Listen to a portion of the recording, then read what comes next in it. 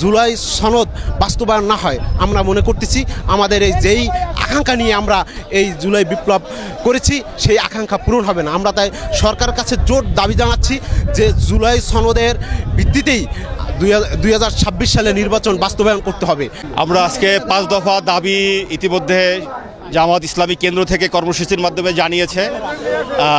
শহীদের আকাঙ্ক্ষা, শহীদের স্বপ্ন সামনে রেখে জুলাই সনদের আইনি ভিত্তি দিতে হবে।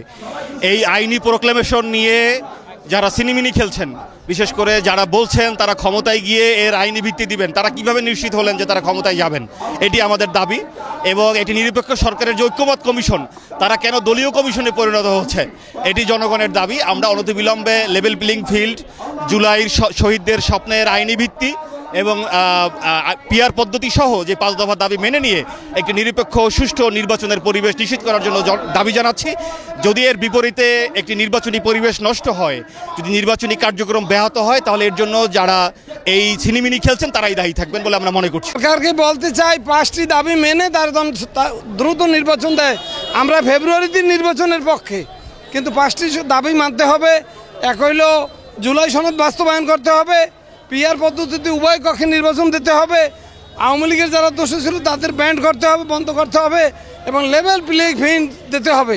কারণ এই দেশের জনগণ এখন ভোট দিতে চায়।